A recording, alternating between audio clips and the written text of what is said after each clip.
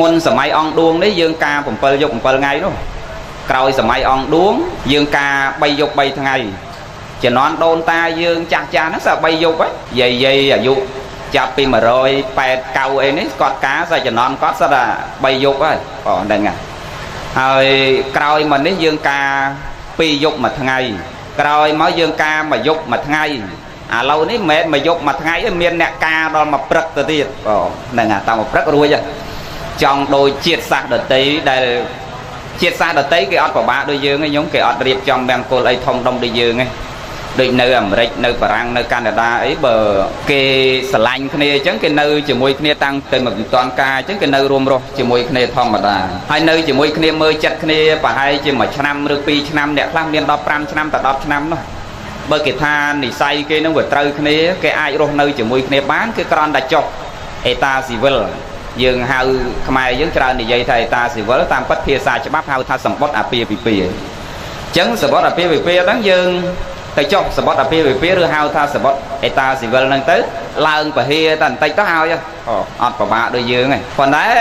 ខ្មែរយើងមានទំនៀមទម្លាប់ប្រវេណីពីបុរាណប៉ុន្តែគិតថារបៀបរបបរបស់គេហ្នឹងមិនល្អដូចរបស់យើងនេះទេយើងនេះល្អប្រសើរណាស់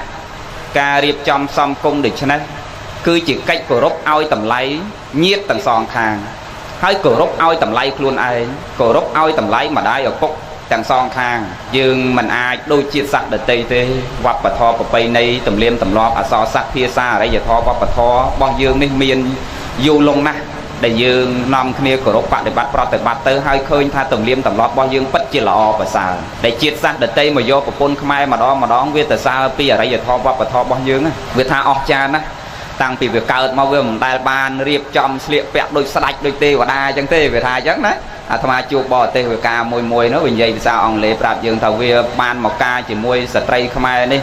មិនមែនស្ត្រីខ្មែរល្អតែអិរិយាបថចិត្តគំនិតទន់ភ្លន់ស្មោះត្រង់ជាមួយប្តីប៉ុណ្ណឹងទេណាវាសរសើរណាវាល្អតាំងពីអរិយធម៌វប្បធម៌ប្រពៃណីរបស់យើងហ្នឹងគឺជាតិសាសន៍ដទៃអត់មានដូចយើងហើយប្រវត្តិហ្នឹងក៏អាត្មាមិនបានលើកទៀតដែរព្រោះពេលវេលាយើងក៏មិនអំណោយទានដែលយើងត្រូវនិយាយពីប្រវត្តិនៃមង្គលការហ្នឹងដែរហើយបើញាតិញោមចង់ដឹងពីប្រវត្តិញាតិញោមទៅយកសភៅមកទៅមកសរសេរក្រោយនេះមកនិយាយពីសុភមង្គលគ្រួសារហ្នឹងមកមានបញ្យលអំពីមិនបានលើកលម្អិតអំពីប្រវត្តិនៃអាពាហ៍ពិពាហ៍ទេប៉ុន្តែនិយាយពីពាក្យប្តីនិងពាក្យប្រពន្ធហ្នឹងគឺប្តីមានន័យថាម៉េចប្រពន្ធមានន័យថាម៉េចប្តីមានតួនាទីអីខ្លះប្រពន្ធមានតួនាទីអីខ្លះប្តីត្រូវធ្វើអីប្រពន្ធត្រូវធ្វើអីរួចធ្វើមិនខ្លះដើម្បីមានសុភមង្គល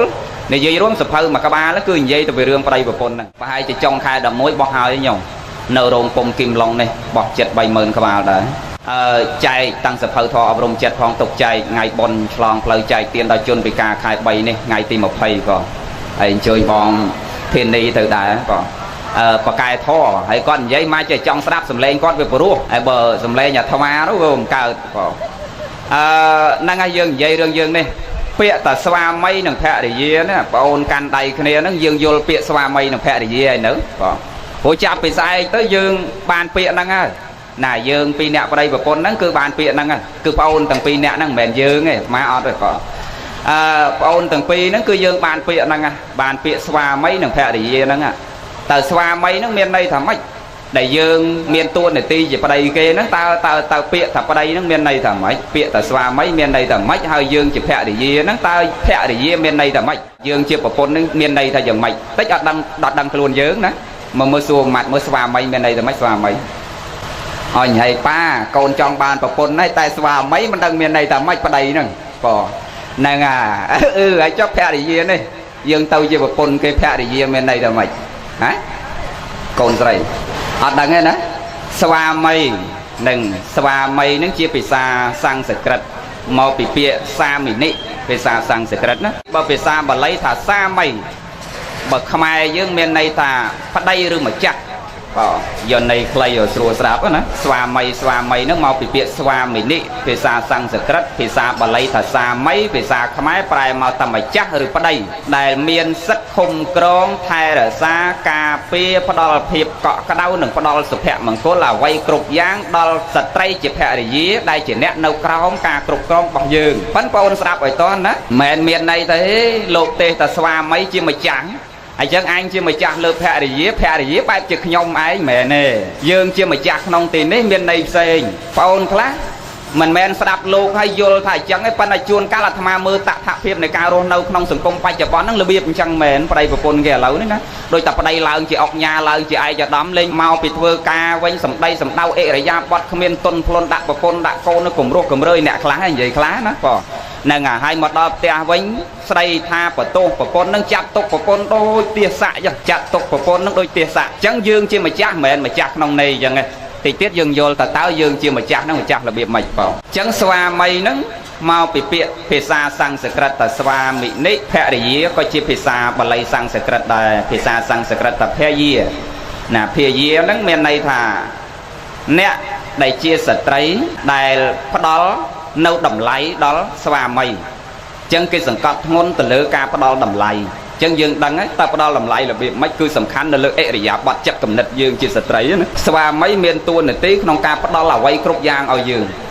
តាំងពីលុយកាក់តាំងពីរបស់ទ្រព្យតាំងពីសុភមង្គលតាំងពីអ្វីគ្រប់យ៉ាងគឺនៅលើស្វាមីប៉ុន្តែដល់ពេលយើងជាភរិយាយើងផ្ដល់តម្លៃឲ្យស្វាមីគឺសំដៅដល់ចិត្តគំនិតនិងអិរិយាបថរបស់យើងតាំងពីភាពស្មោះត្រង់តាំងពីអិរិយាបថទាំង4ដេកដោយឈរអង្គុយនិយាយស្ដីគឺសំខាន់នៅលើយើងជាស្ត្រីប្តីមានតម្លៃគ្រួសារមានតម្លៃមិនមានតម្លៃនៅលើស្ត្រីគ្រួសាររីកចម្រើនមិនរីកចម្រើនមិនមែននៅលើតែប្តីរមកទេសំខាន់នៅលើយើងដែរខ្លែងហើត្បិតខ្យល់នាយថ្កើងត្បិតពុលទ្របគង់ត្បិតភរិយាចេះសន្សំទុកផ្ទះធំសំណុកត្បិតភរិយាជាខ្លែងហើត្បិតខ្យល់នឹងជាសភាវៈពិតជាសច្ចភាពបើគ្មានខ្យល់ខ្លែងវាមិនអាចហើបាននាយថ្កើងត្បិតពុលមានន័យថាមេនឹងរីកចម្រើនកុំថ្កើងទៅបានអាស្រ័យដោយសារអ្នកនៅក្រោមអាវាតបើគ្មានអ្នកជ្រុំជ្រែងបើគ្មានអ្នកស្មោះត្រង់បើគ្មានអ្នករួមដំណើរបើគ្មានអ្នកអមបើគ្មានអ្នកជួយជ្រុំជ្រែងចវាយនឹងក៏អត់អាចរីកចម្រើនគង់មុខពោះទៅបានដែរទ្រព្យសម្បត្តិគង់ឬមិនគង់អាស្រ័យយើងជាភរិយាចេះសន្សំទុកនៅលើយើងជាភរិយាជាអ្នកសន្សំទុកអញ្ចឹងអាស្រ័យលើយើងជាភរិយាអញ្ចឹងសំខាន់ណាស់ស្ត្រីគឺសំខាន់នៅលើអិរិយាបថចិត្តគំនិតរបស់យើងនឹងហើយមិនមានអ្វីជាងនឹងទៀតទេហើយផ្ទះធំស្រណុកត្បិតភរិយាជាហ្នឹងមិនមែនន័យគេសំដៅថាភរិយាគ្រប់គ្នាហ្នឹងមិនគ្រប់លក្ខណៈទេគឺសំដៅដល់ចិត្តគំនិតរបស់យើងហ្នឹងមិនចេះរៀបចំមិនចេះទុកដាក់មិនចេះធ្វើរឿងទាំងឡាយណាដែលនាំឲ្យមានសេចក្តីសុខសុភមង្គលតាំងពីពាក្យសម្ដីកាយវិការអិរិយាបថរបស់យើងនៅក្នុងផ្ទះប្តីមកពីធ្វើការវិញដោយអត់នាំអាភាពតិចមកឲ្យប្តីនាំតែក្តៅកាហាយអញទៅផ្សារថ្ងៃមិញលឺអាណាគេតាឯងឬក៏ឯងនឹងដុកអាណាឲ្យខ្ចីលវក់ថ្ងៃមិញហើយអត់ឃើញផងហ្នឹងណាហ្នឹងអាហ្នឹងមានន័យតែផ្ទះធំប៉ុណ្ណាក៏វាអត់តិចដែរវាអត់សុបាយវាអត់មានសុភមង្គលដែរអញ្ចឹងបានគេថាផ្ទះធំសំណុកត្បិតភរិយាជាហ្នឹងគឺតាំងចិត្តកំណត់អិរិយាបថកាយវិការទាំងអស់នៅលើយើងជាភរិយាអញ្ចឹងបានអាត្មាបញ្ជាក់ខាងដើមមិញថាគ្រួសាររីកចម្រើនមិនរីកចម្រើនមានសុភមង្គលមិនមានសុភមង្គលមិនមែននៅតែប្តីតែម្នាក់ទេហើយប្តីដូចគ្នាមិនមែននៅលើយើងតែម្នាក់ឯភរិយាដូចគ្នាក៏មិនមែននៅលើតែភរិយាម្នាក់ដែរព្រោះចាប់ពីពេលនេះម៉ោងនេះគណៈនេះតទៅយើងបានជាស្វាមីនៅភរិយាគឺមានន័យថាស្ត្រីជាអ្នកឃុំក្រងថែរក្សាជាអ្នកផ្ដល់ទៅនៅតម្លៃជាអ្នករួមទៅនៅដំណើរហើយស្វាមីជាម្ចាស់ជាប្តីជាអ្នកមានសិទ្ធិក្នុងការឃុំក្រងថែរក្សាការពារជាអ្នកនាំមកនៅ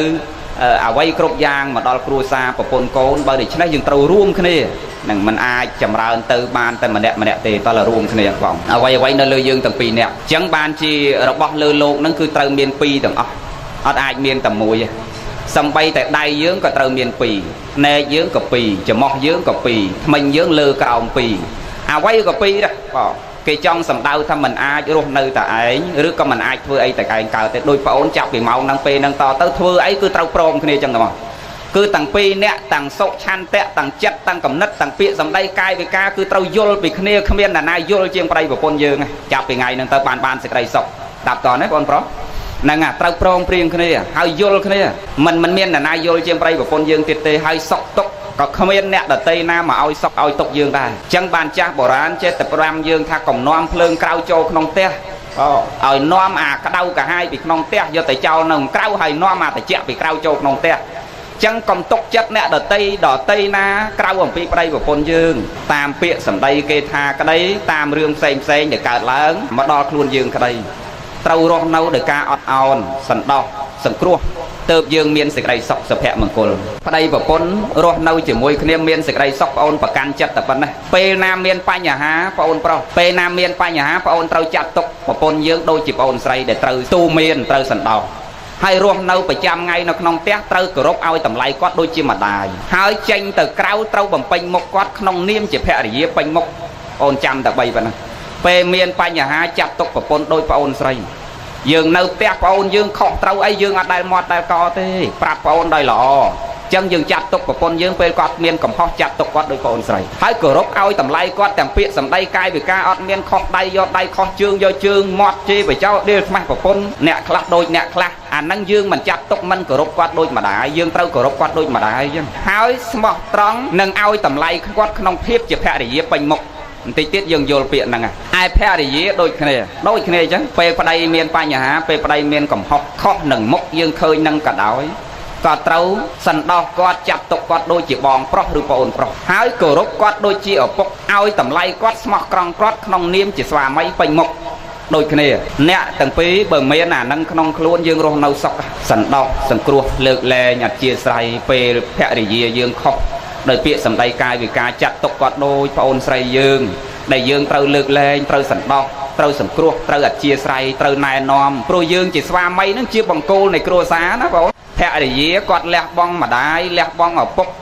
ដែលម្ដាយគេឪពុកគេថែរក្សាកូនគាត់បាយទឹកនំចំណីត្រីសាច់លុយកាក់ប្រាក់ការសម្ពុតអាវសៅស្បៃតាមមិនស្រួលកញ្ចក់តែប៉ុណ្ណេះហើយមិនដែលស្គាល់ដាំបាយទេ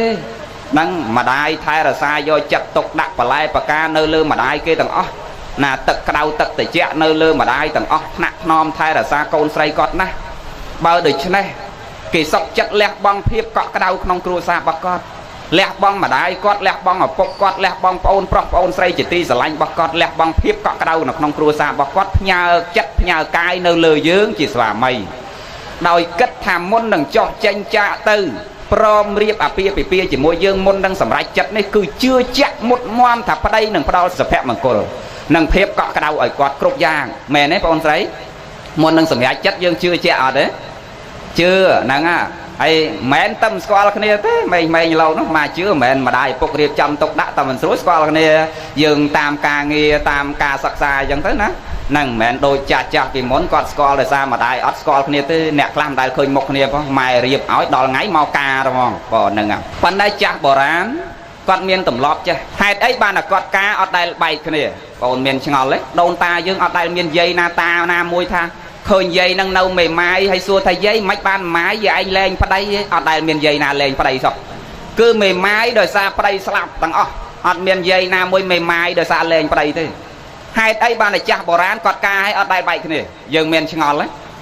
ដោយសារចាស់បុរាណការខុសពីយើងមុននឹងគាត់បានគ្នាជាប្តីប្រពន្ធណាមកនិយាយតិចចង់ស្រាប់រឿងហ្នឹងមុននឹងបានគ្នាជាប្តីប្រពន្ធមិនមែនគ្រាន់តែតសេសាកន្លះម៉ោងឲ្យដាក់ថ្ងៃការទេបងមិនដូចយើងសម័យទំនើបនេះទេមកបានជាប្តីជាប្រពន្ធនឹងយកប្រវេទនាណាញោមប្រុសអាត្មាគាត់និយាយពីប្រវត្តិគាត់ស្រឡាញ់ញោមស្រីនោះមិនធម្មតាបើថាពេញចិត្តលើនារីណាម្នាក់មិនមែនបុរសនឹងទៅចែកចៅខ្លួនឯងទេមកប្រាប់ម្ដាយប្រាប់ឪពុកហើយម្ដាយឪពុកនេះក៏អត់មានទៅខ្លួនឯងដែរពឹងពោរអ្នកមានចំណេះក្នុងស្រុកភូមិនឹងអ្នកណាដែលគេគោរពឲ្យតម្លៃជាងគេឧទាហរណ៍មកភូមិនឹងមានអ្នកណាម្នាក់ដែលមានចំណេះចេះដឹងអរិយាបថត្រឹមត្រូវជាងគេគេពឹងអ្នកហ្នឹងឲ្យទៅស៊ើបមើលទៅស៊ើប3ជើងមានបរិយមានមលូមានស្លាបើដឹងតែកូនស្រីនឹងនៅកំងព្រមចារីមិនជាប់ជាពាក់ចិត្តលើអ្នកណាអរិយាបថត្រឹមត្រូវសកុតសង្គមហើយបានមកប្រាប់លោកមេបានេះវិញអ្នកមហានេះវិញមកប្រាប់ខាងប្រុសនេះវិញចាប់ផ្ដើមដាក់កំណត់ថ្ងៃចូលស្រីតដឹងគ្រាន់តែទៅស៊ើបសួរនឹង3ជើងសួរសុកសួរទុកនិយាយពីនេះពីនោះអញ្ចឹងទៅដល់ស្រីតដឹងមិនមែនមួយជើងទៀត3ជើង3ដងហ្នឹងទៅ3ដងម្ដងអញ្ចឹងផ្លែឈើ30ប្រហែលមុខដូចយើងធ្វើអញ្ចឹងដូចយើងស្ដីតដឹងមកពេលអញ្ចឹងប៉ុន្តែឥឡូវយើងតដឹងមួយសាប៉ុន្តែជំនាន់គាត់តដឹង3សាលើកទី1លើកទី2ហើយមិនមែនដាក់ថ្ងៃទៅខ្លួនឯងទេខាងស្រីអ្នកដាក់ថ្ងៃឲ្យទៅស្រាប់តែគេដាក់ថ្ងៃណាទៅតាមកំណត់របស់គេហើយតែមិនទៅតាមកំណត់គេផ្ដាច់ចោលបងមានន័យថាណែឯងមិនគោរពកិច្ចសន្យាមិនគោរពឲ្យតម្លៃគេខាងស្រីហ្នឹងមានតម្លៃណាស់កូនស្រីចំនួនដើមបងអូនតម្លៃណាស់យើងមានតម្លៃខ្លាំងណាស់ស្ត្រីឥឡូវក៏គាត់មានតម្លៃដូចគ្នាប៉ុន្តែគ្រាន់តែតម្លៃស្ត្រីចំនួនដូនតាយើងមានតម្លៃណាស់គេគោរពឲ្យតម្លៃណាស់ ដើម្បីជាកិច្ចឲ្យតម្លៃផងនិងជាការមើលទឹកចិត្តកូនប្រុសហ្នឹងស្រឡាញ់កូនគាត់ឲ្យអត់បើស្រឡាញ់កូនគាត់ស្មោះមក20ជើងក៏នៅតែមកដែរមែនទេញោមបាទអញ្ចឹងគេដាក់ឲ្យមក3ជើងដើម្បីមើលទឹកចិត្តកូនហ្នឹងផងមើលទឹកចិត្តញាតិខាងប្រុសហ្នឹងផងតស៊ូមកគ្រប់3ជើងឲ្យអត់ដល់តែគ្រប់3ជើងហើយមិនមែនដាក់ថ្ងៃការទេបងគេយកនេះដែលអាមិនលែងគ្នានៅតែហ្នឹងអាតដឹង3ជើងនោះវាពិបាកហើយ3ដងនោះប៉ុន្តែពិបាកជាងហ្នឹងទៅទៀតនោះគឺគេយកកូនប្រុសហ្នឹងមកបំរើនៅផ្ទះគេ6ខែដើម្បីមើលលក្ខណៈកូនហ្នឹងមករែកទឹកពុះអស់ដឹកគោបោកធ្វើកក់ការគ្រប់សពដែលជាការងារមនុស្សប្រុសហ្នឹងយកមកបំរើនៅផ្ទះគេសតពីព្រោះចាស់ជំនាន់ដើមមិនមែនរស់ដោយសារប្រាក់ខែណារស់ដោយសារកម្លាំងសុទ្ធបើអញ្ចឹងមើលកូនប្រុសនឹងវាពេញលក្ខណៈមិនពេញលក្ខណៈវាធ្វើការកើតមិនកើតជាប់លាប់មិនជាប់លាប់អញ្ចឹងយកមកធ្វើការបម្រើ6ខែមើលលក្ខណៈហើយបើថាដូចញែកប្រុសមិនប្រុសស្រីមិនស្រីដោយរែកទឹកមិនចំរែកទឹកពុះអស់ដូចមិនចំពុះអស់លេងច្រើនជាងធ្វើការប៉ុន្តែដូចអាណិតគ្នាកូននឹងដូចនិស័យវាល្អដែរអញ្ចឹងឲ្យវាបម្រើសាក6ខែទៀត6ខែទៀតអត់ទាន់ដាក់ថ្ងៃការទេយាយណា6ខែទៀតមួយឆ្នាំ2 10ខែបើគេថាមើលទៅដូចមិនកើតគេផ្ដាច់ចោលទៀតចឹងបានតាខ្លះគាត់ក្តៅកាហាយអញបំរើមួយឆ្នាំនៅតែមិនឲ្យពង្រត់យាយនឹងទៅហ្មងបាទហើយតើពង្រត់ទៅហើយត្រូវគ្នាហើយត្រូវតែការឲ្យបាទនឹងឲ្យចាស់ជំនាន់ដើមចឹងគ្រាន់តែលើកប៉ុណ្ណឹងមូលហេតុដែលការមិនលែងគ្នាដោយសារចាស់បុរាណគាត់មើលចិត្តគំនិតគ្នារាប់ឆ្នាំយីឲ្យកូនប្រុសនឹងមកនៅផ្ទះកូនប្រុសក៏មើលចរិតខាងស្រីនេះទាំងចាស់ទាំងកូនស្រីខ្លួនឯងក៏មើលចរិតខាងកូនប្រុសហើយដល់នៅរាប់ឆ្នាំទៅហើយគេមើលចិត្តគំនិតគ្នាដឹងអស់ទៅហើយមនុស្សនឹងចូលចិត្តអីរស់នៅរបៀបម៉េចអិរិយាបថយ៉ាងម៉េចពាក្យសម្ដីកាយវិការយ៉ាងម៉េចគេស្គាល់អស់អញ្ចឹងគេមើលថានិស័យនឹងវាអាចនៅគ្នាបានក៏គេផ្សារភ្ជាប់សាច់ឈាមឲ្យនៅជាមួយគ្នារៀបចំអាពាហ៍ពិពាហ៍ឃើញទេញោមហើយយើងឥឡូវមានអ្នកណាបងជួនកាលសងម៉ែនេះសងថ្លៃបណ្ណាការមិនតាន់រួចផងឯនេះទៅបាតបងអ្នកខ្លះវាប្រកាន់ជឿលើអាពងនឹងខ្លាំងពេកវាអត់មើលអចរិតលក្ខណៈមនុស្សខាងក្រៅណាអាកូនគេរៀបច្រៀនចប់ដុកទ័រមកស្រីតដឹងអត់ឲ្យទេហើយថាថ្ងៃខែខុសគ្នាអាមួយថ្ងៃខ្មោចស៊ីអញ្ចឹងទៅអាមួយថ្ងៃយៈអាមួយថ្ងៃពងមិនត្រូវគ្នាទៅណាហើយដល់ហើយអាមួយនោះខោមិនខោអាវមិនអាវមកនិយាយពីខោវាកាត់អាយីអាយុយដាច់ជង្គង់សក់ក្បាល3ពណ៌អាមកខាងសរអាមកខាងលឿងអាគុលខ្មៅទៅហើយដល់អាចារ្យគេដេញពលាមើលទៅពងទេវតាល្អណាស់ត្រូវជាមួយកូនលោកមេបាហ្នឹងគឺត្រូវណាស់ត្រូវតែហ្មងការហើយគឺដឹងរីកដុះដាលរីកទាំងអស់មែនរីកទាំងអស់មែនរីកគេឈ្មោះកិត្តិយសមែនរីកទ្រព្យមែនរីកផ្ទះមែនរីកយសស័ក្តិទេរីកតែមុខកូនឯងនឹងហើមប៉ុនកដៃអស់ដោយសារមនុស្សនេះវាពងទេវតាប៉ុន្តែមនុស្សនេះវាចិត្តកំណត់វាមិនទេវតាហើយចឹងបានអាត្មាថាញោមអាពងនឹងជឿទៅប៉ុន្តែសម័យទំនើបញោមឯងត្រូវមើលលក្ខណៈ3ញោមចង់បានប្រិយប្រពន្ធមកតសេពីរបៀបរើសកូនទេសម័យនេះគេរើសរបៀបម៉េចសម័យបុរាណគេរើសរបៀបម៉េចសម័យទំនើបនេះញោមមើលតែរបស់3ទេទី1មើលពូជពងវងតកូលទី2មើលកម្រិតវប្បធម៌នៃការអប់រំរបស់គាត់តើគាត់រៀនដល់កម្រិតវប្បធម៌ណានឹងទៀបពេកក៏វាពិបាកអាខ្ពស់ពេកនោះក៏វាពិបាកនិយាយគ្នាដែរមកល្មមសំគួរដល់ដែលយើងគិតថាល្មមសំគួរដែលយើងអាចទទួលយកបានទី1ពូជពងវងអម្បូរទី2កម្រិតវប្បធម៌នៃការអប់រំហើយទី3ការងារមួយជាក់លាក់កូនប្រុសក៏ដោយកូនស្រីក៏ដោយសម័យនេះមិនមែនធ្វើការតែកូនប្រុសទេកូនស្រីក៏ត្រូវធ្វើការបើយើងធ្វើតែកូនប្រុសដោយសម័យដើមពឹងលើប្តីទាំងអស់អត់រស់ទេសម័យនេះវាតទៅទាំងអស់គ្នាចឹងឥឡូវហ្នឹងទាំងកូនប្រុសទាំងកូនស្រីហ្នឹងគឺចំណុចទី3គឺការងារហ្នឹងទោះបីការងារប្រាក់ខែតិចក៏ដោយឲ្យតែការងារហ្នឹងវាជាក់លាក់ញោមចំណាំប៉ុណ្ណឹងប្រាក់ខែតិចមិនសំខាន់ច្រើនមិនសំខាន់គឺការងារជាក់លាក់មួយចឹងសម័យហ្នឹងញោមមើលតែ3ហ្នឹងពូជពងកម្រិតវប្បធម៌ហើយនឹងការងារចរិតលក្ខណៈនៅជាមួយពូជពងហ្នឹងណាតាពូជម្ដាយឪពុកគេល្អចរិតលក្ខណៈចិត្តកំណត់កូនគេក៏ទៅតាមហ្នឹងដែរវាកម្រខុសណាស់ដូនតាយើងតែងទូមានតែងប្រាប់ឯតាពូជខ្លៅពូជជាវាមិនខុសទេឪពុកគ្រូបង្រៀនកូនគ្រូបង្រៀនណាសម័យដើមឪពុកពេទ្យកូនពេទ្យដែរឪពុកអាចារ្យកូនអាចារ្យហើយអាចារ្យនេះអាត្មានិយាយរឿងអាចារ្យអញ្ចឹងនឹកឃើញទៅអាចារ្យកុំនិយាយបញ្ចេញឈ្មោះគាត់បងចានៅស្រុកអាត្មាអាចារ្យពលាតាំងពីក្មេងហើយកូនស្រី3នាក់មិនដឹងជាដេញពលាអាម៉េចកូនស្រីឯងម៉ាយទាំងអស់បាទហើយតើដេញពលាឲ្យគេហ្នឹងសាល្អណាស់ហ្នឹងអោដេញពងគេមកជីវិតគាត់ហ្នឹងដេញឲ្យតែគេទេប៉ុន្តែមិនដឹងដេញអាម៉េចកូនស្រីឯងម៉ាយទាំង3ហ្នឹងប៉ុន្តែនិយាយទៅបើគាត់ស្ដាប់ឯងគាត់សើចងាប់ហ្នឹងព្រោះកូនគាត់មានណាទេមកភូមិគាត់អាចារ្យពលាទៅគាត់ហ្នឹងគាត់អាចារ្យពលាអាចារ្យការប៉ុន្តែកូនស្រីឯង3ម៉ាយទាំងអស់ chẳng sầm khăn mẹ nơi lỡ pui pung đầy dương đanh năng tầng ọt đi về nâu lỡ sầm mai tầm nớp dương trâu mưa ấy hơi sầm mai bò rán dương trâu rơ là biệt mạch và là sầm mai bò rán vừa hu hơi dương bạch xoay vô lấy sầm mai bò rán cái mưa tay chả rắt lẹ cả nát chất cầm nát pui pung vong tờ câu cứ và sao bằng phát sầm ép cái để cái trâu mưa nó về hàng say lao mà đo teo vấp cứ nhiệt hàng say nam muối chập vào mà bộ cái chặt chạy nhảy ói na từ mưa khổ cô tới na từ mưa cái lại đây tới na từ mưa cho cái anh bay tới cái lê tập nê ta mà không ai cái đắng à mà nó say cao mình cao bờ tha cái lê đây pu nó đây pu ao nó đây ao phôi nó đây phôi chan nó đây chan năng nó đây năng năng ngày hay dây pe phè khom cho cái anh này nó phục phô cô nó soi pin khom te đôi cào tê luôn ơi đôi cào tê cái khởi là cái lê bắt nắng cái son là mọt nắng sầm mày đau tại dương sầm mày ní từ mưa là biết chân mày cá bởi cái lên trăm cu ra đó cái trăm là cù vốn đó nè ấy chỉ cái anh cái lên đọt chung nó cái đọt tay nàng phơi nó miền cu mau chỉ xe từ mưa phè mày cá tiết vậy ai chẳng được kho sầm mày cá bà mà ta từ mưa bay mình nhá nhôm trần năm à ta pui pong vong ta câu lọ dương bàn mùi cầm rắt vắt bật thò mà chung để dương ai từ tua do ban bạc đục được bạc để nhà bát pan năng là móm xong cô để dương ai để dây sạp này bàn đây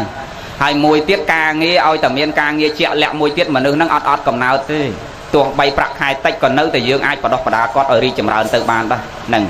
nhôm chân nam phần nừng lâu dương này dây dương này mình bay ngon đấy chặt bị đỡ mòm bàn khi con mưa khi rọt chân nam mà nó ôn pro nên hay ôn score tại gì dương màn khai màn chân nam đấy hả bay chân nam à hay dụ màn đấy ô bằng bay chân nam bay chân nam ấy dụ nó hay dụ màn đấy phải bay vậy phải bay ở phải pel hay con sấy hả mà phải bay phải pel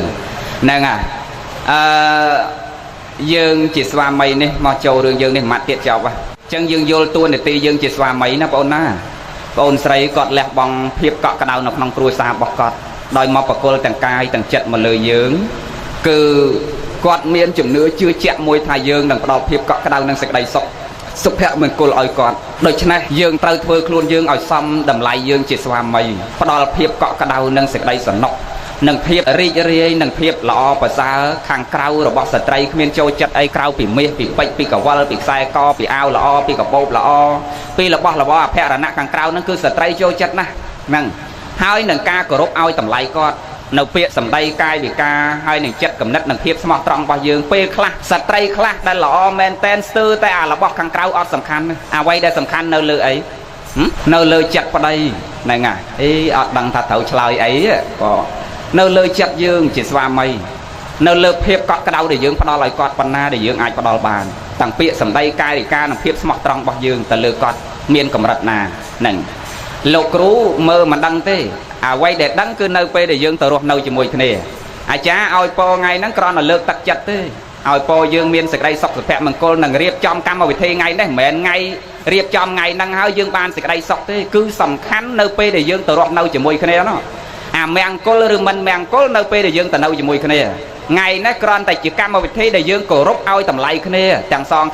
chẳng khang mà đai khang ở bọc dương nâng cổ rốt ao tầm lay luôn dương chẳng pro tầng say không niêm dương chỉ con chào mà đồn ta dương miền bắc và thò là o pe này dương tăng bị đào màu phần này riêng sẽ đây sọc sập hẹp một cô nơi pe để ôn tờ nâu chỉ mùi kia tao dương miền ạt chia say nâng ca dục vô ọt ao sẵn đọc kia pan na chẳng đôi lục ru gì khang đào mình mà mặt chẳng thay dương chỉ xóa mấy chỉ mới chắc rồi chỉ vào đây nâng dương từ miền sẽ đây sẵn đọc sẵn cua lược lên nhặt chia say miền mê ta chất từ lược hẹ để gì nâng ỏi thung chiêng hẹ để gì pro dương chiêng bằng cô này cua xa nâng dương răng mom chiêng hẹ để gì cột giang chân dương phơi luôn dương ao về răng mom cột sọc tàng pì ca rọc trọc mà châu cua xa tăng pì ca bắt đầu phiệp cọ cái đầu nâng sẽ đây sọc đào cua xa nâng dương trâu răng mom pro dương chỉ xóa mấy hai quạt mọc vào cô chất vào cô cài băng lơ dương chỉ xóa mấy phân là tha trắng tí tiếp ôn sấy miền tu này tí đôi kia hai tu này tí pram mà nè nó đôi mạnh dây đấy cha dây crop pe là ở đây miền tu này tí pram và pôn miền tu này tí pram atma này dây tu từ tại mà đòn đằng bây giờ miền sẽ đây sọc sập hẹp mông côn pe na và pôn dương khóc dương lược lại dương tăng chất đôi pôn dương chứ để dương trâu này dây quạt đôi phía xa lọ hay pôn trâu chăm tha sạch trai cana sả lanh vào đây này dây bờ ruột ao tầm lại quạt khóc ấy có quạt cài đây អ្វីដែលគាត់មិនចូលចិត្តក៏គាត់ខំប្រឹងសម្របខ្លួនគាត់ឲ្យត្រូវយើងដែរចិត្តជាមនុស្សស្រីលោកគ្រូមិនស្រីទេប៉ុន្តែដឹងអញ្ចឹងឲ្យតែយើងឲ្យតម្លៃគាត់ស្មោះត្រង់ហើយយើងនិយាយព្រោះទៅកាន់គាត់ស្រឡាញ់យើងគាត់មិនចូលចិត្តអីក៏គាត់ខំប្រឹងសម្របខ្លួនដែរហើយបងអូនត្រូវចំណាំថាដើម្បីឲ្យមានសេចក្តីសុខក្នុងគ្រួសារមនុស្សរស់នៅចាប់ពី2នាក់ឡើងទៅណាដើម្បីឲ្យមានសេចក្តីសុខនៅជាមួយគ្នាបានធម្មតាចិត្តយើងមនុស្ស2នាក់ច្បាស់ជាចិត្ត2ហ្នឹងមែនទេញោមស្រីមនុស្ស2នាក់ចិត្ត2បងធីរីឧទាហរណ៍ថាប្តីចូលចិត្តប៉មប្រពន្ធចូលចិត្តស្វាយឧទាហរណ៍អញ្ចឹងស្ត្រីមកជូរចុះបុរសផ្អែមចុះប៉ុន្តែដើម្បីឲ្យយើងនៅជាមួយគ្នាសុខប្តីចូលចិត្តប៉មប្រពន្ធចូលចិត្តស្វាយតើយើងត្រូវធ្វើម៉េចឲ្យនៅជាមួយគ្នាសុខត្រូវធ្វើម៉េចបងស្រីមើលសួរតែមួយម៉ាត់ប៉ុណ្ណឹងបើដឹងយើងរស់នៅជាមួយគ្នាសុខឧទាហរណ៍តែយើងចូលចិត្តស្វាយប្រពន្ធប្តីយើងចូលចិត្តប៉មឥឡូវធ្វើម៉េចដើម្បីឲ្យសុខបើចូលចិត្តផ្សេងគ្នាណាហូបទាំងពីរមិនខុសទេត្រូវដើម្បីឲ្យវាត្រូវគ្នាទោះ3ថ្ងៃខ្លះយើងមិនចូលចិត្តប៉មប៉ុន្តែថ្ងៃខ្លះត្រូវតែញឹមហូបប៉មជាមួយប្តីទោះបីខ្លួនឯងមិនចូលចិត្តស្វាយប៉ុន្តែបើប្រពន្ធចូលចិត្តស្វាយថ្ងៃខ្លះខ្លួនឯងត្រូវតែញញឹមហូបស្វាយសម្របខ្លួនឲ្យវាត្រូវគ្នាបានយើងរស់នៅជាមួយគ្នាបានសេចក្តីសុខមែនមានអ្នកឯងអញតែអញចូលចិត្តប៉មអញចូលចិត្តស្វាយអញចូលចិត្តប៉មបើមានអ្នកអញ្ចឹងយើងរកតែឈ្នះរកតែចាញ់និងរកតែល្អប្រសើររៀងខ្លួនត្រឹមត្រូវរៀងខ្លួននៅជាមួយគ្នាអត់សុខទេបងអូនហើយបងអូនត្រូវចំណាំថារបស់លើលោកនេះបើសិនជារបស់ថ្លៃទាំងអស់ហើយគ្មានរបស់ថោកក៏របស់នឹងអត់ទៅមុខដែរកិច្ចការនឹងអត់ទៅមុខដែរបើអត់មានរបស់ថោករួមជាមួយរបស់ថ្លៃបើអញ្ចឹងលោកគ្រូនិយាយមានន័យថាថ្ងៃខ្លះបើដឹងតែខ្លួនយើងខុសយើងទទួលខ្លួនយើងខុសថ្ងៃប្រពន្ធខុសយើងទទួលខ្លួនយើងខុសប្តីខុសទទួលខ្លួនយើងខុសកុំខ្លាចថោកថ្លៃក្នុងគ្រួសារបងអូនត្រូវចំណាំអញ្ចឹងនឹងកុំទៀមទាយុទ្ធធរកុំទៀមទាឈ្នះចាញ់កុំទៀមទាត្រឹមត្រូវក្នុងគ្រួសារលើលោកនេះគ្មានយុទ្ធធរទេបងអូនស្រីអ្នកដែលទៀមទាយុទ្ធធរច្រើននៅខាងស្ត្រីមែនទេយាយចង់បានយុទ្ធធរណាស់យើងហ្នឹងបងចឹងកុំទៀមទាយុទ្ធធរបងអូនលើលោកឯគ្មានតែយុទ្ធធរសំបីតតុលាការអ្នកកាន់ច្បាប់ហ្នឹងក៏មិនប្រកាសតែយុទ្ធធរដែរហ្នឹងណាអាសក់ធំទៅខាងណាច្រើនជាងអាហ្នឹងយុទ្ធធរទៅខាងហ្នឹងនិយាយលេងខ្ញុំណាបើមិនអញ្ចឹងទេបើមកទីហោទេអញ្ចឹងលើលោកនេះវាគ្មានតែយុទ្ធធរយើងកុំទៀមទាយុទ្ធធរក្នុងគ្រួសារយើងបានយើងនៅជាមួយគ្នាមានសេចក្តីសុខយើងខុសយើងទទួលខ្លួនយើងតែខុសអ្នកណាក៏ដោយកុំខ្លាចថោកខ្លាចថ្លៃក្នុងគ្រួសារយើងបើយើងខុសយើងប្រាប់ថាបងខ្ញុំឆ្កងចេះហើយខ្ញុំមានកំហុសចេះសូមបងអធិស្ឋានលើកលែងផងហើយប្តីក៏អត់អោនលើកលែងអធិស្ឋានទៅហើយបើប្តីនឹងបើប្រពន្ធថាបងឯងមិនល្អអញ្ចេះមិនល្អចុះអូនបងរៀងឆ្កងតនឹងមែនបងទទួលខ្លួនបងតែខុសទទួលអញ្ចឹងហ្នឹងហើយនិយាយគ្នាដោយសន្តិវិធីដោយពាក្យសម្ដីកាយវិការសមរម្យទៅរកគ្នាដោយគោរពឲ្យតម្លៃគ្នាដូចម្ដាយដោយឪពុកដោយគ្រូនិយាយមិញណាពេលខឹងគ្នាប៉ុណ្ណាក៏ដោយពាក្យសម្ដីយើងនៅតែនិយាយព្រោះរកគ្នានៅតែគោរពឲ្យតម្លៃគ្នាដោយអានិយាយមិញអញ្ចឹងយើងមិនហ៊ានពោលពាក្យអសរោះទៅលើម្ដាយឪពុកយើងយ៉ាងណានៅពេលហ្នឹងគឺហិង្សាក៏អត់សូវកើតដែរហើយតែយើងប្រើពាក្យសម្ដីមិនឲ្យតម្លៃឲ្យហិង្សាកើតហើយតែហិង្សាកើតរឿងកើតឡើងច្រើនលើសពីការស្មានអញ្ចឹងយើងទោះខឹងគ្នាយ៉ាងម៉េចក៏យើងនៅតែនិយាយពាក្យសម្ដីកាយវិការនៅតែគោរពឲ្យតម្លៃគ្នាដូចម្ដាយដូចឪពុកអញ្ចឹងស្រាប់តលោកគ្រូនិយាយហើយពេលមានកំហុសយើងសន្តោសលើកលែងដូចប្អូនស្រីដូចប្អូនប្រុសដូចបងប្រុសបងស្រីដែលយើងត្រូវសន្តោសហើយកុំខ្លាចថោកខ្លាចថ្លៃលោកគ្រូឧទាហរណ៍មួយតាឡាន507អា2020តម្លៃប៉ុន្មានញោមអាដាម2020អាថ្មវាអត់មានឡានទំនើបជិះវាជិះតាឡានអាយហូខ្លាញ់ហូប្រេងហ្នឹងទូរស័ព្ទក៏មិនទំនើបឡានក៏មិនទំនើបព្រោះបួសអត់សន្សំវាប្រឹងតាជួយកិច្ចការសង្គមគ្រប់យ៉ាងប៉ុន្តែដកមួយផ្នែកមកមិននិយាយអញ្ចឹងយើងលះទាំងអស់ទេនិយាយដូចគ្នាយើងធ្វើបន់យើងមានចំណែកណាមួយសម្រាប់ខ្លួនយើងបងកុំលះទាំងអស់យើងលះតែផ្លូវចិត្តយើងបានណាព្រះបង្រៀនយើងឲ្យលះមច្ឆរិយៈគឺសក្តិកំណាញ់គឺលះតែផ្លូវចិត្តអញ្ចឹងមកជីវិតអាត្មាធ្វើតែកិច្ចការសង្គមញាតិញោមឃើញសកម្មភាពអាត្មាក្នុងប្រព័ន្ធទំនើបតាមទូរទស្សន៍តាមវិទ្យុណាធ្វើកម្មវិធីអប់រំពួកតណ្ឌិតពួកញៀនឆ្នាំតាមមណ្ឌលកែប្រែឬក៏តាមអង្គការកម្មាកព្រាឬធ្វើសាលារៀនធ្វើអីហ្នឹងអាត្មាចូលចិត្តតែហ្នឹងបដោះបដាលហើយមួយរយៈនេះអាត្មាចេញលិខិតមួយប្រកាសបងថ្លៃសាលាប្រកេនលោកកព្រាដែលអត់ម៉ែអត់ឪពេញមកប្រទេសហើយឥឡូវទទួលបានចិត្ត10អង្គហើយយាយហើយម្សិលមួយថ្ងៃទៅបងឲ្យលោកនៅបាត់ដំបងនិងសៀមរាបបាន2អង្គហើយខាន់ស្អែកនេះទៅបងនៅតកៅទៀតហើយខែក្រោយនេះបងឲ្យលោកនៅ ISL នេះ1អង្គទៀតលោកនៅជាតិគ្រប់គ្រងនោះខែក្រោយដែរអញ្ចឹងគ្មានអីជាងការផ្ដល់ចំណេះទេយាយបងហ្នឹងសាលាខ្លះថ្លៃញោមដោយ IFL ឯថ្លៃ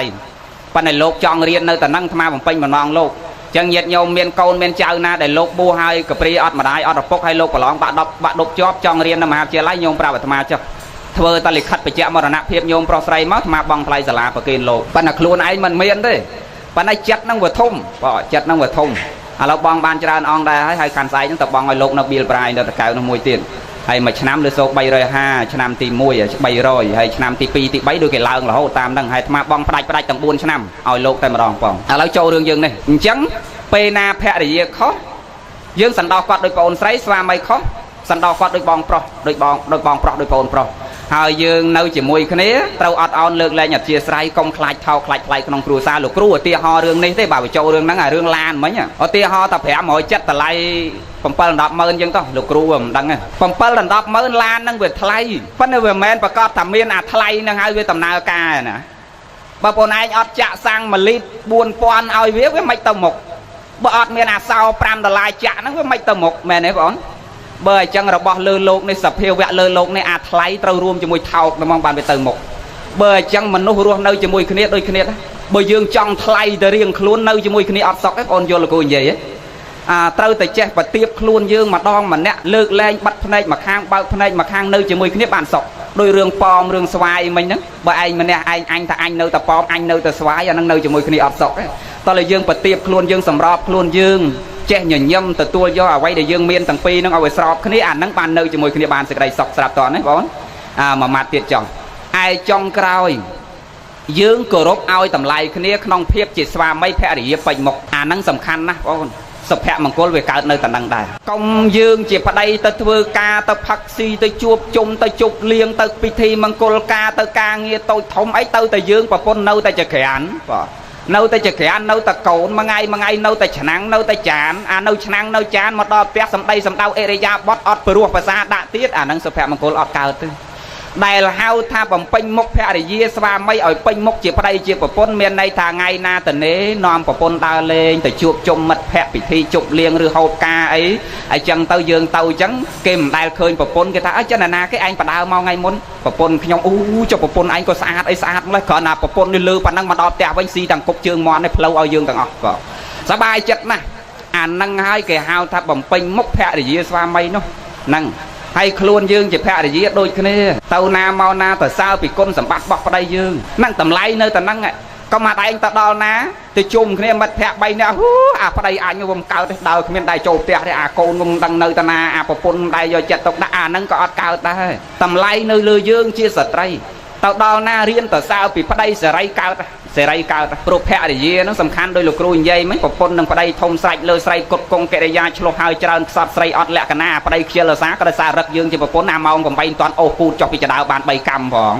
ហ្នឹងហើយប្តីទៅមានអារម្មណ៍ឯណាទៅរកទ្រព្យទៅរកលុយរកកាក់ហើយបើប្តីធ្វើការបានប្រាក់ខែ300ឯងគ្រាន់តែខាត់កញ្ចក់ឲ្យអ៊ុតសក់លេង500ហើយមួយខែឧទាហរណ៍អញ្ចឹងនិយាយលេងក៏ណាមិនមែនរឿងយើងអានេះទេអញ្ចឹងនៅលើយើងជាស្ត្រីនឹងទាំងអស់ហ្នឹងរឿងគ្រួសាររីចម្រើនមិនរីចម្រើនមានសុភមង្គលឬមិនមានសុភមង្គលនៅលើយើងជាស្ត្រីដែរដល់ចំណុចអីមិញអាចំណុចចុងក្រោយចប់ហ្នឹងបំពេញមុខជាភរិយាស្វាមីពេញមុខហ្នឹងគឺអញ្ចឹងពេលតនេយើងនាំប្រពន្ធយើងដើរទៅចូលរួមកម្មវិធីឬទៅណាមកណាហ្នឹងអាហ្នឹងហើយលើកមុខភរិយាយើងកុំឲ្យដើរតែឯងអានៅក្នុងផ្ទះមានប្រពន្ធអាចេញក្រៅផ្ទះនៅកំឡោះណាមិនអញ្ចឹងទេបងហ្នឹងពីថ្ងៃហ្នឹងតាំងចិត្តតាំងកាយរបស់យើងគឺយើងមានម្ចាស់រៀងខ្លួនស្វាមីមានភរិយាជាម្ចាស់ហើយអ្នកឃុំក្រងថែរក្សាទាំងចិត្តទាំងកាយយើងស្មោះត្រង់គ្មានស្អីជាងភាពស្មោះត្រង់ទេបង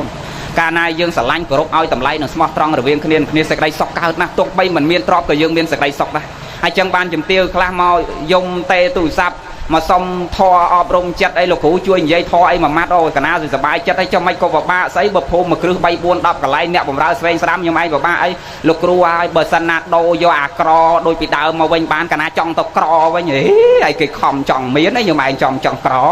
លោកគ្រូមិនយល់ទេតែអាត្មាវាមិនយល់មែនណាជីវិតបច្ចុប្បន្នបើអាត្មាបួសតាំងពី2 10នោះនិយាយហើយចុះណែអាម៉េចញោមចេះតែអាម៉េចខាងលោកគ្រូឲ្យជួយឲ្យធរអប់រំចិត្តតិចមកកណាពិបាកណាស់អាតានឹងកាន់តែចាស់ចិត្តកាន់តែចើកជើងលែងនៅផ្ទះកាលពីនៅក្រដូចមានសេចក្តីសុខណាស់អាកូនក៏នៅជុំប្តីក៏នៅជុំដល់មានទ្រព្យអាកូនទៅផ្សេងប្តីទៅផ្សេងនឹងមកដល់ផ្ទះមានតែភ្លើងបើអត់មានអាត្រជាក់ណានឹងនិយាយប៉ណ្ណឹងនិយាយយល់ហើយណានិយាយណាចឹងគាត់ចង់ទៅរកអាកន្លែងក្រកាលនៅក្រជាមួយគ្នាវាមានសុភមង្គល ស្រឡាញ់ប្តីប្រពន្ធយើងល្អកល្អឿនដល់តែពេលមានទ្រព្យទៅវាតាំងចិត្តតាំងកាយដូចផ្សេងគ្នាទាំងអស់ធម្មតាទេយាយហើយកុំទៅបន្ទោសប្តីយើងមិនតែប្តីយើងទេយាយឲ្យតែមនុស្សប្រុសដូចគ្នាទាំងអស់ប្រុសលើលោកហ្នឹងលើកលែងតែប្រុសពងអានិយាយនេះទេបងបើថាប្រុសដតីគឺដូចគ្នាទាំងអស់មកនិយាយលេងខ្ញុំណាប៉ុន្តែធម្មជាតិជាមនុស្សប្រុសគឺអញ្ចឹងបងហ្នឹងហើយអញ្ចឹងបានសិក្ខាបទទី3គេនិយាយថាម៉េចកាមេសុមិច្ឆាចារាវេរមណីសិក្ខាបទគឺការវាចាការមិនប្រព្រឹត្តខុសព្រៃផ្សៃប្រពន្ធកូនអ្នកដតីគេមិនដែលនិយាយថាកុំប្រព្រឹត្តខុសព្រៃផ្សៃប្តីកូនអ្នកដតីគឺគេសង្កត់ធ្ងន់លើប្តីប្រពន្ធកូនអ្នកដតីគឺសំដៅលើបរោះហ្នឹងហើយយាយអញ្ចឹងហ្នឹងអញ្ចឹងបរោះហ្នឹងគឺវារៀងលើបន្តិចបងកន្លែងហ្នឹងអញ្ចឹងបានអាត្មាចេះសួរញោមប្រុសថាញោមហើយចង់សុកឲ្យយកប្រពន្ធហ្មងចង់សុកយកច្រើនហ្នឹងឃើញទេចង់សុកយកច្រើនគេថាចង់សំណុកឲ្យយកប្រពន្ធម៉ានយាយយកមួយហ៎ចង់ព្រួយឲ្យយកម៉ានយក2ចង់អត់ស៊ីយក3ចង់ដេកដីចង់ងាប់ខ្លួនអ្នកដែលមានលើសពី5មកដែររស់យូរទេយាយអាត្មាចូលវត្តដោយហត់ទាំងចិត្តទាំងកាយពេកនោះអាប្រពន្ធមួយកូនមួយវាដូចរតា22ពី10ម៉ោងអីឬ2ម៉ោងអីរស់បានដល់ឡើងដល់5 6មិនត្រូវបែកខំប្រឹងរកឲ្យវាគ្រប់ឆ្នាំងទាំង5នោះហើយដល់អញ្ចឹងទាំងកាយក៏ហត់ចិត្តក៏ហត់រស់អត់យូរទេអាត្មាទៅទេសនៅស្អាងមួយយាយធ្លាប់ស្ដាប់វិទ្យុអាត្មាជាង10ឆ្នាំហើយខ្សែអាចអាត្មាចាក់អានប្រូក្រាមប៉ុន100ថ្ងៃអ្នកស្រីកត្រូវជាភរិយានៃសពព្រមទាំងបុត្រអ្នកស្រីកត្រូវជាភរិយានៃសពព្រមទាំងបុត្រអ្នកស្រីងត្រូវជាភរិយានៃសពហើយរាប់ទៅងាប់ហើយជប់ភរិយា6នាក់ក្នុងប្រូក្រាមយាយ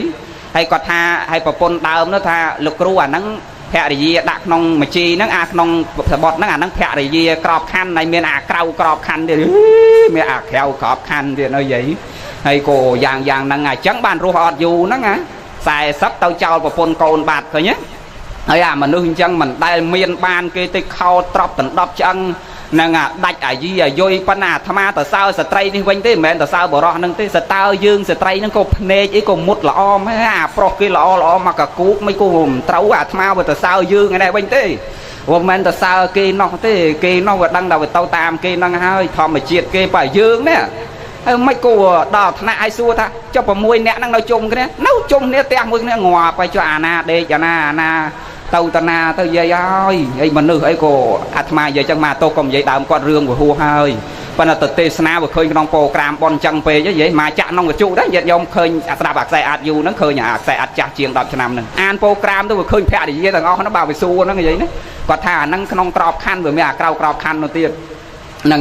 សង្វេកណាស់ចឹងគ្មានអីជាងប្តីប្រពន្ធយើងទេបងអូនប៉ុន្តែធម្មជាតិមនុស្សប្រុសចឹងមែនអាពេលនៅមានកម្លាំងមានលុយហឺហាសបាយកាកាយរីករាយប៉ុន្តែអាចចិត្តដាច់ខ្យល់មកហេះមករកប្រពន្ធរកកូនវិញនិយាយលេងណាហ្នឹងឲ្យវាច្រើនអញ្ចឹងអាអាត្មាធ្លាប់ឃើញអញ្ចឹងយើងគ្មានអ្នកណាល្អជាងប្រពន្ធកូនយើងទេស្មោះត្រង់គោរពឲ្យតម្លៃប្តីប្រពន្ធយើងអាហ្នឹងបានយើងមានសេចក្តីសុខសុភមង្គលលោកគ្រូជូនពរឲ្យអ្នកទាំងពីររស់នៅជាសុខជួបជុំគ្នាណាកាន់ដៃគ្នាពីក្មេងនេះរហូតរីកចម្រើនតទៅរហូតដល់យើងបែកឃ្លាតព្រាត់ចាស់ណាតទៅដូចម្ដាយដោយឪពុករបស់យើងទាំងអស់គ្នាណាបងណាសូមអនុមោទនាអញ្ចឹងយើងយល់ណារស់នៅជាមួយគ្នាមានសេចក្តីសុខបងឯងប្រកាន់ចិត្ត3អញ្ចឹងទេមួយបើប្រពន្ធយើងខុសយើងចាត់ទុកគាត់ដូចអីមិញចាប់ប្តីប្រពន្ធចាត់ទុកប្តីដូចអីដោយបងប្រុសឬប្អូនប្រុសដែលយើងត្រូវសន្តោសហើយទី2អីគេមិញផ្លេចបាត់ខ្លួនឯងនិយាយនោះណាហ្នឹងយើងនៅជាមួយគ្នាប្រចាំថ្ងៃហ្នឹងទាំងពាក្យសម្ដីកាយវិការអរិយាបថរបស់យើងតាំងនិយាយស្ដីទាំងដៃទាំងជើងអរិយាបថហ្នឹងត្រូវគោរពឲ្យតម្លៃគ្នាដូចម្ដាយដូចឪពុកចឹងហ្នឹងបានយើងរស់នៅជាមួយគ្នាសុខហ្នឹងទាំងពាក្យសម្ដីកាយវិការកុំឲ្យលឹះលុះលើគ្នាអាក្រក់ហើយបងអូនតាហ្នឹងលោកគ្រូតសេក្នុងសភៅលោកគ្រូមានច្រើនលំអិតតាហ្នឹងក៏លោកគ្រូនិយាយដែរថាបងអូនត្រូវចាំថាយើងរៀនផ្ដល់អាសេចក្តីល្អឲ្យគ្នាបានច្រើនជាងផ្ដល់អារូបភាពអាក្រក់ឲ្យគ្នាថ្ងៃក្រោយទោះបីយើងមានបញ្ហាធ្ងន់ប៉ុណ្ណាក៏ដោយក៏យើងចិត្តអត់ដាច់ពីគ្នាដែរដោយសារយើងធ្លាប់ផ្ដល់អាសេចក្តីល្អឲ្យគ្នាវាបានច្រើនលុបអាសេចក្តីអាក្រក់ហ្នឹងទោះបីមានបញ្ហាអីក៏យើងនៅតែជាមួយគ្នារហូតដោយសារយើងបានផ្ដល់អាសេចក្តីល្អឲ្យគ្នានឹងបានច្រើនអញ្ចឹងបងអូនត្រូវខំប្រឹងព្យាយាមធ្វើម៉េចប្រមូលអាសេចក្តីល្អមកដាក់គ្រួសារយើងឲ្យបានច្រើនជាងរូបភាពដែលមិនសូវល្អលោកគ្រូនិយាយហ្នឹងមិនមែនមានន័យថាយើងការហើយយើងមានបញ្ហាអត់ទេយើងរកវិធីទុកឲ្យដល់ពេលយើងមានបញ្ហា យើងដឹងតែយើងត្រូវដោះស្រាយតាមណាអញ្ចឹងយើងគ្មានអីសំខាន់ជាងការអត់ឱនលើកលែងអធ្យាស្រ័យអញ្ចឹងពេលមានបញ្ហាយើងគោរពឲ្យតម្លៃគ្នាយកយល់អធ្យាស្រ័យលើកលែងអត់ឱនសន្តោសនឹងទាំងពាក្យសម្ដីកាយវិការគោរពឲ្យតម្លៃដូចម្ដាយឪពុកហើយបំពេញមុខជាភរិយាស្វាមីភរិយានេះដូចគ្នាបើប្តីនាំមិត្តភ័ក្តិមកលេងផ្ទះញឹកបន្តិចក៏ដោយប៉ុន្តែយើងនឹងគោរពឲ្យតម្លៃគាត់ក្នុងនាមជាប្តីកុំអាដែងគេមកមុខមិនឲ្យក្រោយមិនមើលនឹងអាពងអាកច្រាមសាច់នឹងអញកច្រាមតាំងមនុស្សកន្លោមកស៊ីមកផឹករាល់ថ្ងៃឧទាហរណ៍អញ្ចឹងណាចាំគ្នាទៅផុតសិនទៅលើកតម្លៃប្តីយើងខ្លះទៅចាំទៅផុតទៅចាំពេលណាតនេយើងនិយាយគាត់ដោយល្អទៅប្រាប់គាត់បងហើយជីវភាពគ្រួសារយើងក៏វាមិនល្អប្រហែលដែរកូនក៏ច្រើនការសិក្សារៀនរបស់កូនហើយមួយយ៉ាងឥឡូវសេដ្ឋកិច្ចក៏វាធ្លាក់អញ្ចឹងបងឯងជួបជុំមិត្តភ័ក្តិនឹងយូរម្ដងក៏អូនមិនថាអីដែរបើយើងកុំញឹកញាប់រាល់ថ្ងៃពេកអញ្ចឹងណាយើងនិយាយដោយល្អមានពេលមានវេលាមានរបៀបរបបអញ្ចឹងគឺស្ដាប់គ្នាបានបងមនុស្សហ្នឹងហើយមនុស្សប្រុសនេះបងអូនចំណាំងាប់នឹងសម្ដីយើងហ្នឹងតែយើងនិយាយអីឲ្យតែបរោះភាសាយើងចេះរៀបចំចាត់ចែងទុកដាក់គ្មានទៅណារួចបងចំណាំពីពាក្យពីម៉ាត់ទៀតចេះតែពីម៉ាត់អត់ចប់ទេប្តីដែលល្អគឺប្តីប្រកែកែប្រពន្ធឲ្យល្អហ្នឹងមិនមែនប្តីល្អប្តីប្រកែដោយចោលប្រពន្ធមិនមែនទេប្តីល្អគឺប្តីប្រកែកែប្រពន្ធខ្លួនយើងឲ្យល្អកាន់តែល្អលើសអ្វីដែលគាត់មានហ្នឹងប្តីល្អណាឲ្យគាត់ល្អតាំងពីចរិតលក្ខណៈកាលគាត់នៅជាមួយម្ដាយអត់តន់ល្អដល់ប៉ុណ្ណឹងដល់មនុស្សជាមួយយើងកាន់តែកែគាត់ឲ្យគាត់ល្អហើយទ្រព្យសម្បត្តិគាត់នៅជាមួយម្ដាយមិនតន់មានកវលមាសកវលពេជ្រដល់មកដល់យើងកាន់តែធ្វើឲ្យគាត់មានកវលមាសកវលពេជ្រនិយាយឲ្យងាយស្ដាប់ប្តីប្រកែគឺប្តីប្រកែរសុភមង្គលមកឲ្យប្រពន្ធឲ្យកូនអាហ្នឹងគឺប្តីប្រកែតែហ្មងនិយាយឲ្យងាយស្ដាប់ដល់ប្រពន្ធប្រកែមិនប្រកែររឿងទេប្រពន្ធប្រកែនៅតាណាបើប្តីប្រកែគឺប្តីប្រកែនាំសុភមង្គលនិងសេចក្តីសុខឲ្យគ្រួសារចុះប្រពន្ធប្រកែនៅតាណានឹងប្រកែនៅត្រង់អិរិយាបថចិត្តគំនិតនៅត្រង់ពាក្យសម្ដីកាយវិការនិងការរៀបចំទុកដាក់ចាត់ចែងនៅលើយើងហ្នឹងបងហ្នឹងណាអញ្ចឹងប្តីល្អគឺប្តីចេះមានទំនួលខុសត្រូវនឹងនាំសេចក្តីសុខឲ្យប្រពន្ធបានកាន់តែច្រើនណានាំសុភមង្គលចូលគ្រួសារកាន់តែច្រើនអានឹងហើយបានគេហៅថាប្តីប្រកែមិនមែនប្តីប្រកែនៅត្រង់ប្រើដៃប្រើជើងមិនមែនប្រពន្ធប្រកែនៅត្រង់ពាក្យសម្ដីកាយវិការអិរិយាបថមិនសមរម្យទៅកាន់ស្វាមីទេចឹងយើងចំណាំខ្លួនយើងចឹងដូចជាមិនប៉ុណ្ណឹងទេអាត្មាទៅសេមានលក្ខណៈពិសេសខុសពីហ្នឹងប៉ុន្តែអាត្មារនឹកមិនឃើញសោះតនៅក្នុងសភៅអីចឹងយើងត្រូវប្រកាន់តួនាទីយើងជាស្វាមីភរិយាហ្នឹងប្រកាន់ភ្ជាប់អញ្ចឹងទើបយើងនៅជាមួយគ្នាមានសេចក្តីសុខនិងសេចក្តីចម្រើនលោកគ្រូជូនពរបងអូនទាំងពីរកាន់ដៃគ្នារស់នៅជាសុខចាប់ពីពេលហ្នឹងតរៀងទៅណាប៉ុណ្ណឹងចុះសូមបានបនបានកសលរស់នៅជាសុខរវាងគ្នានឹងគ្នាហ្នឹងតទៅចាប់ពីពេលនេះរហូតដល់ចាស់ផុតរលត់បែកប្រត់រៀងខ្លួនទៅណាបងណាសូមត្រេកអរជ្រះថ្លាអនុមោទនាក្នុងសេចក្តីល្អនេះក្នុងថ្ងៃមង្គលរបស់យើងទាំងពីរនេះរស់នៅកាន់ក្តីគ្នាជាសុខតទៅណាបងណាសូមអនុមោទនា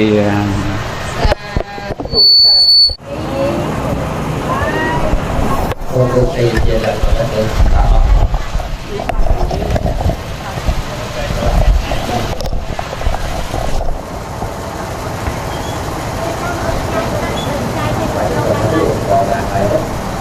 Bài cùng bay đón thì tới phải thật vui bình. Cùng bay đón thì